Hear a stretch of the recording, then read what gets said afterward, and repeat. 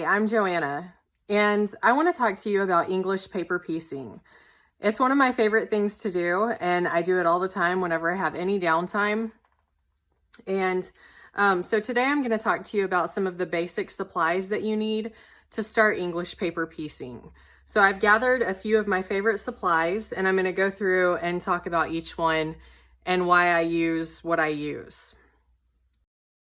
So before I get started, one thing to remember is with English paper piecing, there are so many ways to get a finished product or project. So if you're making like a hexie quilt, there are different kinds of stitches that you can use. There are different supplies you can use. There are different basting methods. And so I don't want to come across as saying that my way is the right way. It's just the way that works for me. It's the way that I've researched, and I just prefer it over other ways. And so I hope that you'll, after you see this video, you'll consider some of the different ways that there are and think about what works the best for you. So the first thing I want to talk to you about is thread gloss. And I really like thread gloss. There are two brands that I consistently buy over and over again. One is Robot Mom Sews, and she is an American-based brand, and you can see I've used this one up a bunch. The reason that I love her thread gloss is the quality is always just really consistently good, and she has a ton of different scents. And I'm a Harry Potter fan, and she has like a whole Harry Potter line of scented thread gloss. So I kind of geeked out when I saw that, and I bought the whole set. And if you don't English paper piece a whole lot, one little tub of thread gloss will last you a really long time. So it isn't like you need to go out and buy 10 or 20 of these, but I tend to collect things, I guess. And so I really like her thread gloss. And then if you're in Canada, Jen is a Canadian-based brand of thread gloss, and it's called So Fine Thread Gloss. And her thread gloss is equally as good as Robot Mom Sews. She doesn't have quite as many scents as Robot Mom Sews does, but I found that her thread gloss is also really good. So these are the two brands that I really like, and I tend to use over and over again. If you haven't used thread gloss before, so you just need to thread your needle with the thread of your choice, whatever thread you've used, and you just run it through the thread gloss. I use my thumb and I kind of press the thread down in it and then just run it through the wax or gloss. And I like to do it 3 or 4 times just because I like the smell of it, and I want to make sure that it gets really scented. And then usually just doing that one time will last me the entire time that my needle's threaded, and I won't have to do it again. But sometimes if I've gotten a really long piece of thread, I'll do it more than once just for insurance sake, you know. So that's thread gloss. And moving on, this is a pretty hot topic. English paper piecing needles. Everyone has their favorite brand of needles. So really, it's just trial and error. I ended up buying, I don't know, probably between 7 and 10 different brands and sizes. And there are lots of factors to consider. So the bigger around the needle, like the actual diameter of the metal, the harder it is to push through the fabric. So I like really thin needles just because they glide through the fabric a lot easier. But usually really thin needles have very small eyes, so they're harder to thread. And so that's a downside for me. I like large eye needles. And so I feel like I found the best of my, you know, my ideal needle. And so I use these Richard Hemming & Son large eye needles, and they're called Milners, and I use the size 11. And they're pretty cost effective. And I feel like one needle lasts me a really long time, probably 10 hours of sewing. And probably I should change it more often than I do because it'll start to get a little bit dull and a little harder to push through the fabric. But I really love these needles, and it just depends on what you like. I would recommend that you maybe buy a couple of packages. John James are really good too. But I just really like these Richard Hemming & Son. They are really good. They seem to not bend as easily as some of the other brands too. So that's why I like those. Well, if you thought needles were controversial, thread is even more so. I've tried pretty much every brand that I've heard people just love and have good luck with, and they just go on and on about the kind of thread that they like. And for whatever reason, the threads that they like, I don't. I like the Coats & Clark Dual Duty all-purpose thread. It's a polyester thread. And equally, I also like the Gutermann polyester thread. They're both 100% polyester. I believe they're both 40 or 50 weight thread. The reason that I like polyester as opposed to using cotton thread on English paper piecing projects is whenever I use cotton thread, 9 times out of 10, I'll be finishing a stitch and pulling my thread taut, and the thread will snap on me. And I can't stand when that happens. It irritates me so bad. Maybe I'm just pulling the thread too hard, but I don't have that happen with these. And also, I feel like these threads don't tangle nearly as much as the cotton thread. So these are my favorite threads. I use them for all of my English paper piecing. I feel like they also stand up a lot better in a finished project, like a quilt. And so I've had some seams pop, and maybe that was just because I was just starting out English paper piecing, and the quality of my work wasn't as good as it is now. But regardless, these are my favorite threads.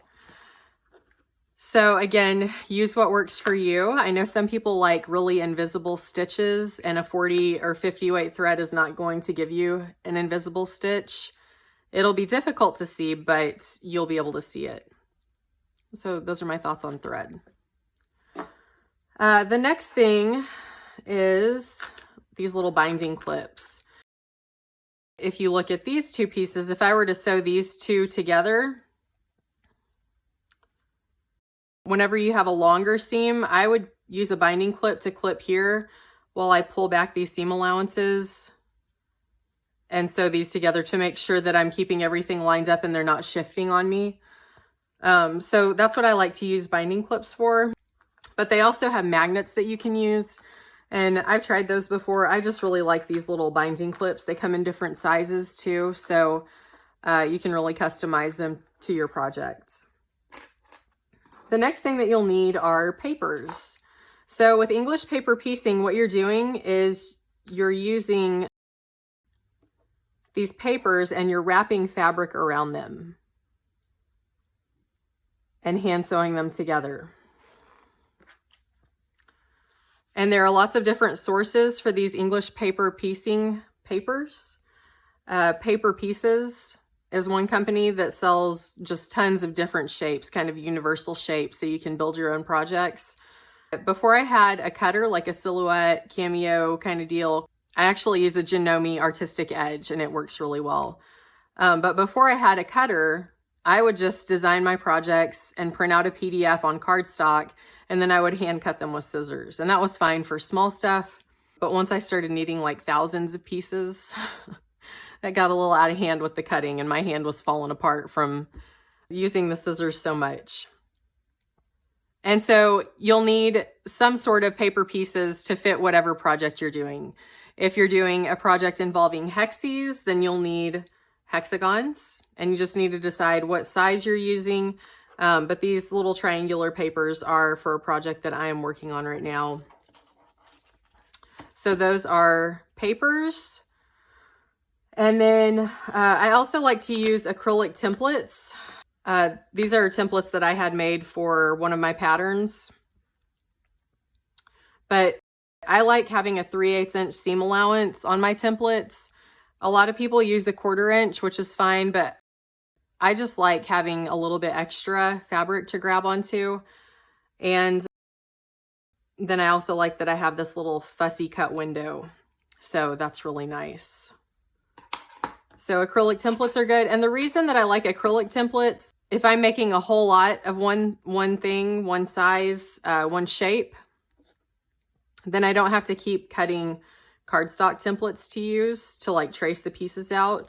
And if I have an acrylic template, then I can use a rotary cutter to cut the pieces out and cut more than one layer at a time. So I can cut multiple pieces of fabric at once. And I like to use an Olfa 28mm rotary cutter. The smaller size blade makes it a little bit easier to cut the shapes out precisely. I also like having little thread snips. And I don't know what brand these are. I think I got these at Walmart. But I like really small scissors like this because I buy containers of gum. I think this was Icebreakers brand. And then whenever I'm done with the gum, I take the label off and I use these as little portable English paper piecing totes. And so my scissors will fit in there, my thread will fit in there, and it'll fit an Aurifil spool too if they're a little taller than the dual duty Coats and Clark. My thread gloss goes in there, and then my needle minder, it fits in there, and there's still room for binding clips. And then you just close that. You can drop it in your purse. It's really convenient. So if you ever want to like reuse, upcycle, I have tons of these laying all over because I have so many different English paper piecing projects I carry around with me. Okay, and then the next thing I'm going to talk about is glue.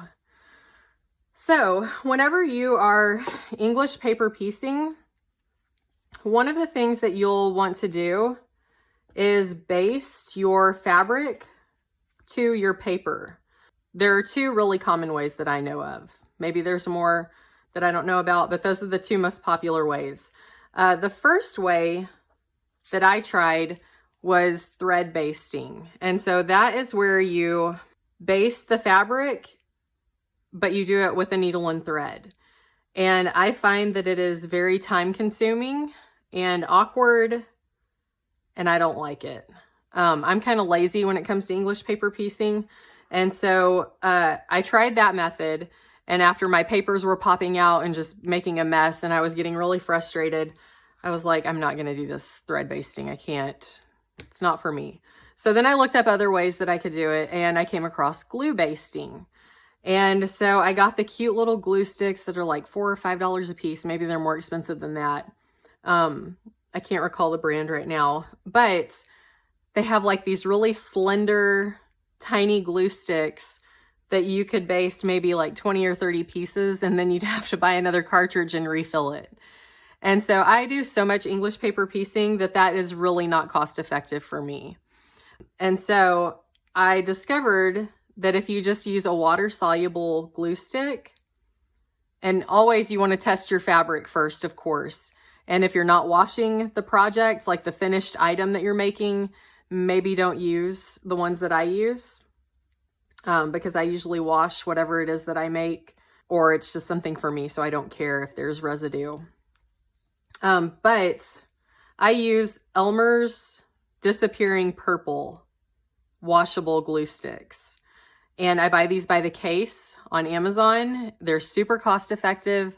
And I will say it is a little more difficult, with the little slender glue sticks that are more expensive. It's easy to do just a thin line of glue and keep it a 1/4 inch seam allowance. With this glue stick, it's a little bit of a wider diameter across the glue stick. And so you kind of have to just use it at an angle. How I baste my fabric is, this is just a striped fabric that I like to use. You put it wrong side up with your paper against it. And I want to make sure that I center my paper on the wrong side of the fabric so that I've got 3/8 of an inch all the way around. And so what I'm going to do is I'm going to take my glue stick and I'm going to be, not too liberal with it, but get enough so that the fabric's going to stick. So I apply the glue to just one side that I'm going to fold over first. And then I'll do the next side.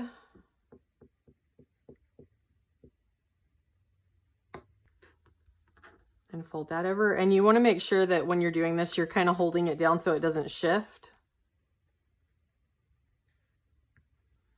Okay, and now I'll do this last side. And it can be a little bit difficult because of the sharp points of these papers that I'm using. Not all English paper piecing shapes have such an elongated point, but I like a little bit of a challenge. And so basting these is a little bit more time consuming, but it's rewarding in the end, I think.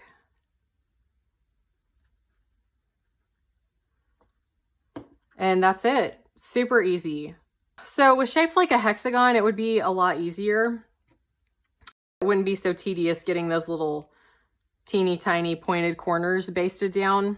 I really love these glue sticks because they're so inexpensive and they work really well. I hope that you'll consider some of the different ways that there are and think about what works the best for you.